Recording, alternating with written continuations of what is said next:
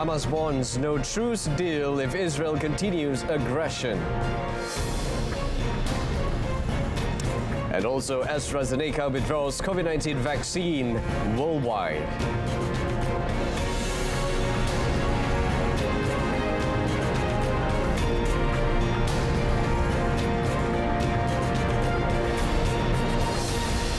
Good afternoon and Salam Malaysia Madani. I'm Brenda Lepal and you're watching World Today. There will be no ceasefire deal if Israel's military aggression continues in Rafah. This warning was issued by a Hamas official, Osama Hamdan, at a press conference in Beirut as a delegation from Hamas arrived in Cairo from Doha to continue ceasefire negotiations. نؤكد أن الكرة أولاً في ملعب نتنياهو وأركان حكومته المتطرفين وأن سلوكهم بعد إعلان موافقة الحركة يعكس إصراراً من هذا المجرم على تعطيل كل جهود الوسطاء بما فيهم الإدارة الأمريكية. Israeli forces seized the main border crossing between Egypt and southern Gaza early on Tuesday, shutting down a vital aid route into the Palestinian enclave that is already on the brink of famine. The thrust into the eastern sector of Rafah, packed with displaced civilians, came as negotiators and mediators met in Cairo. Israel's close ally Washington said it was hopeful the two sides can, quote, close the remaining gaps. Malaysia vehemently condemns the latest attacks by Israel on Rafah in Gaza, of which, according to the Palestinian Health Ministry, 19 people were killed. The Foreign Ministry said the attacks, which came just hours after Hamas's acceptance of a ceasefire proposal, demonstrate Israel's intransigence and unwillingness to work for peace. In a statement today, it said Israel deserves the strongest condemnation from the international community as the regime is bent on pursuing genocide and a war of extermination against the Palestinians. Wisma Putra said the ongoing assaults on civilians by the Israeli occupation forces, particularly in Rafah, are unequivocally abhorrent and reprehensible. Innocent children, women and the most vulnerable group are sheltering in densely populated camps in Rafah, the last bastion of refuge against Israeli aggression. It also called for the international community to redouble efforts to get the Israeli regime to cease its blatant criminal acts and hold it accountable under international humanitarian and international human rights laws. The U.S. military has completed construction of its Gaza Aid Pier, but weather conditions meant it is currently unsafe to move the two-part facility into place. The pier is aimed at boosting deliveries of desperately needed humanitarian assistance to Gaza, which has been ravaged by 7 months of Israeli operations. The vessels and the under-construction pier were moved to the port due to bad weather last week. Once the weather clears, the pier will be anchored to the Gaza shore by Israeli soldiers, keeping U.S. troops off the ground. Aid will then be transported via commercial vessels to a floating platform off the Gaza coast, where it will be transferred to smaller vessels, brought to the pier and taken to land by truck for distribution. Plans for the pier were first announced by U.S. President Joe Biden in early March as Israel held up deliveries of assistance by ground. And U.S. Army troops and vessels soon set out on a lengthy trip to the Mediterranean to build the pier. Some 2 months later, the humanitarian situation in Gaza remains dire. The United Nations said on Tuesday that Israel had denied it access to the Rafah crossing, the key entry point for aid into the territory. The White House said the closing of Rafah and the other main crossing, Karim Shalom, was unacceptable and needed to be reversed. Student protests to demand that universities break ties with Israel over the Gaza war spread across Europe, with police breaking up demonstrations in the Netherlands, Germany, France and Switzerland. Inspired by ongoing demonstrations at US campuses, students at some elite European universities have been occupying university halls and facilities, demanding an end to partnerships with Israeli institutions.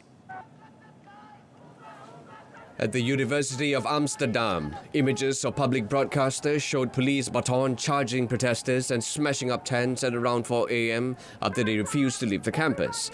At Berlin's Free University, police also cleared a demonstration after up to 80 people set up a protest camp in a courtyard of the campus early Tuesday.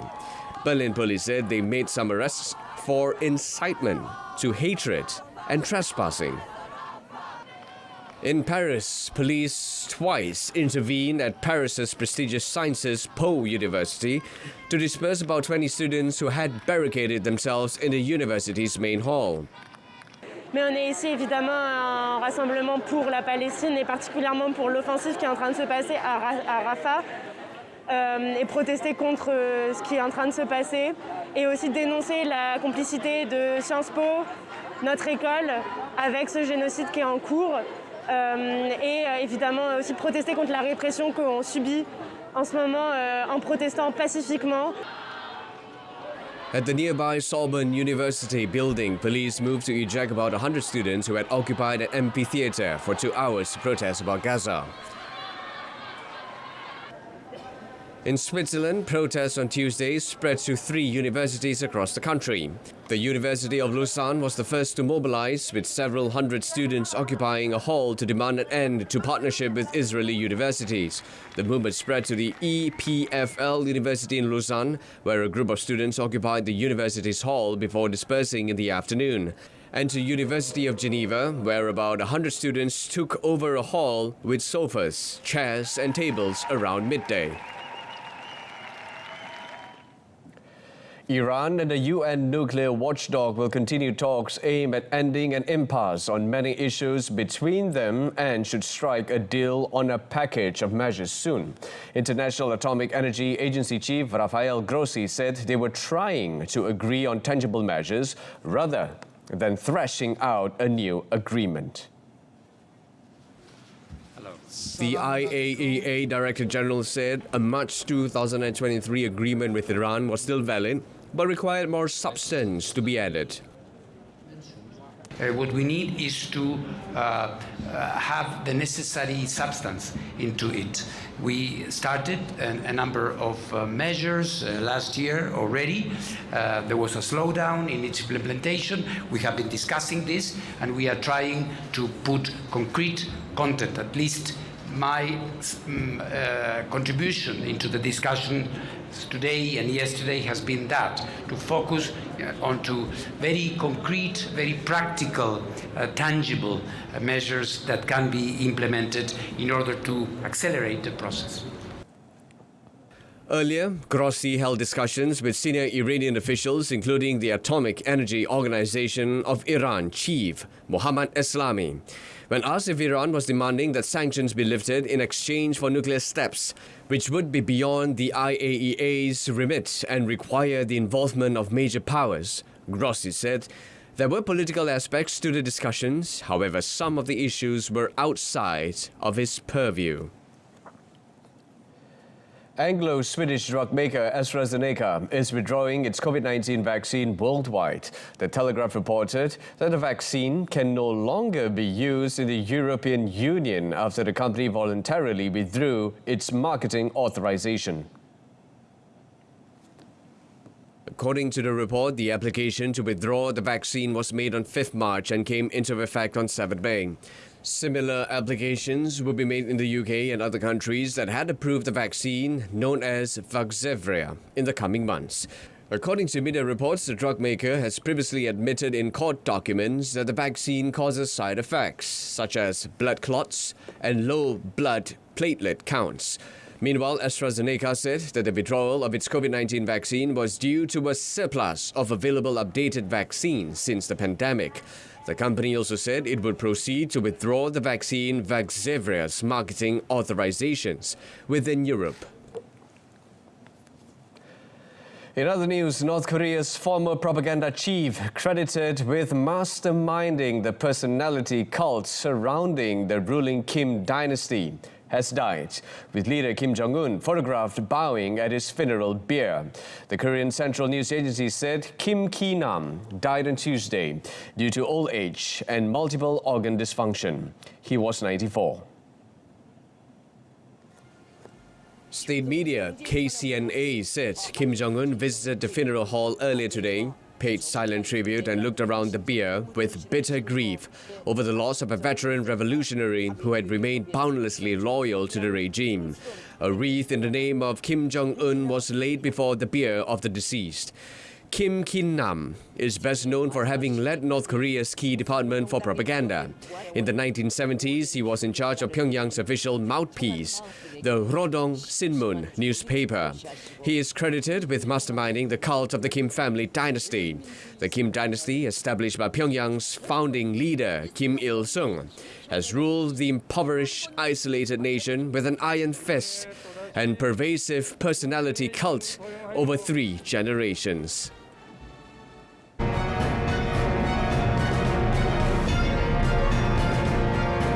Next, collapsed building in South Africa kills 7 as rescue work continues. Stay tuned. Rescue workers reported on Tuesday making contact with 11 people under the rubble in a race to save dozens still unaccounted for after a building collapsed in the South African city of George, killing at least 7.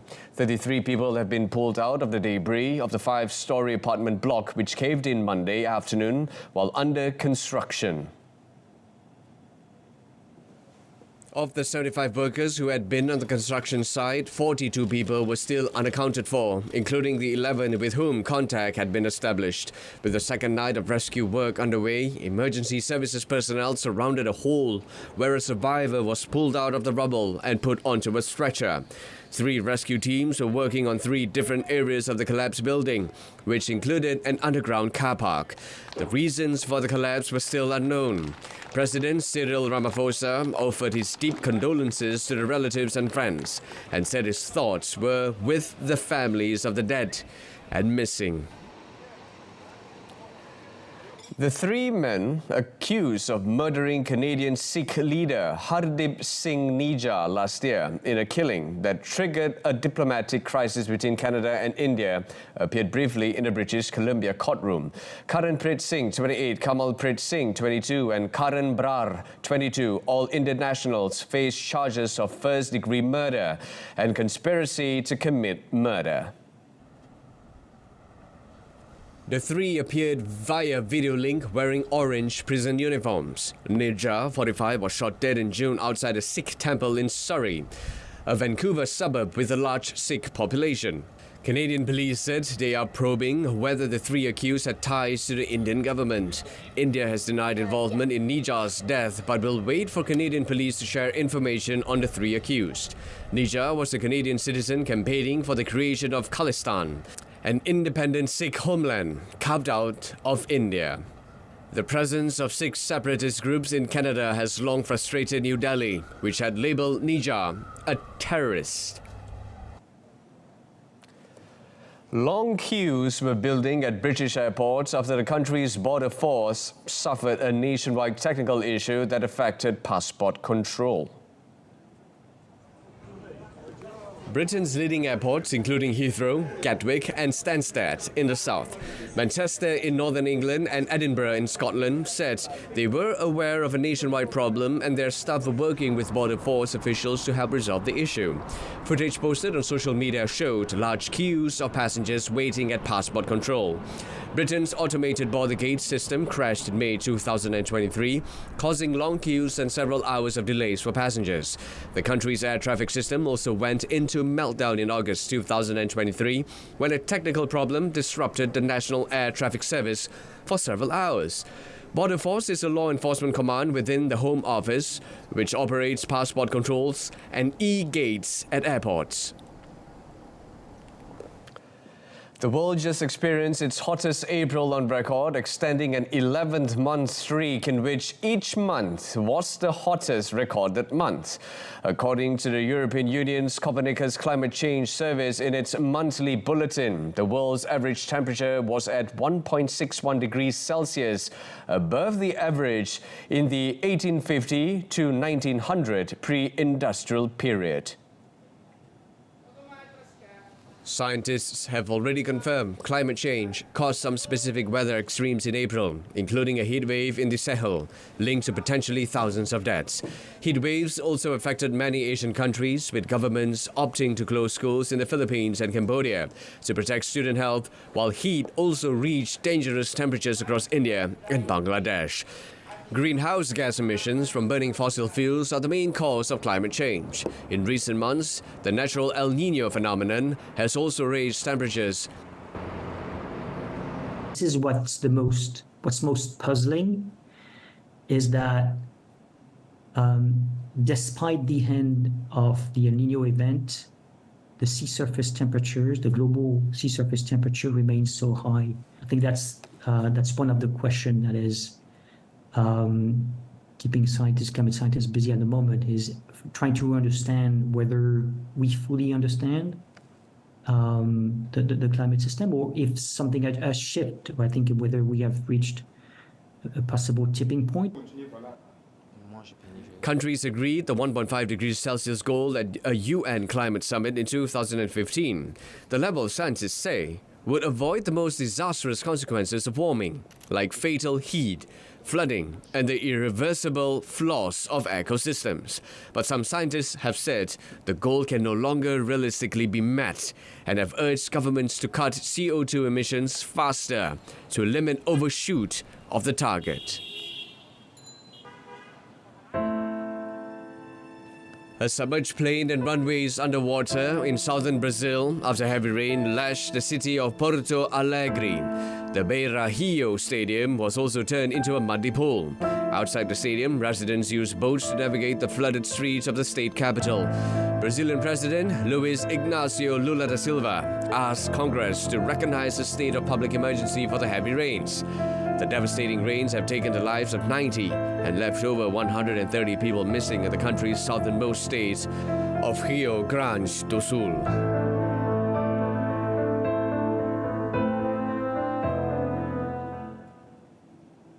The mighty Iguazu Falls that border Brazil and Argentina are roaring stronger after intense rains in southern Brazil saw its load swell. According to local media, the downpour of the falls is 3 times the usual rate, from 1.5 to 3.6 million liters of water per second. The increase was caused by the rains along the Iguazu River, which flows into the Iguazu National Park, where the falls sit.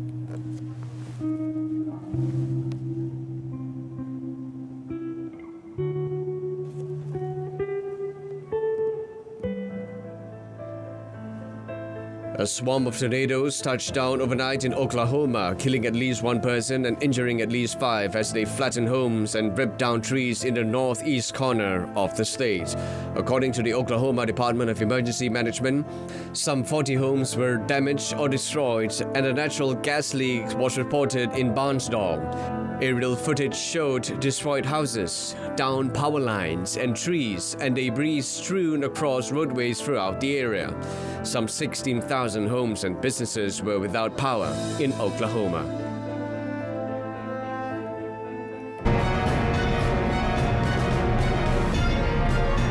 Moving on to sports, Dortmund first to advance into Champions League final. Stay with us.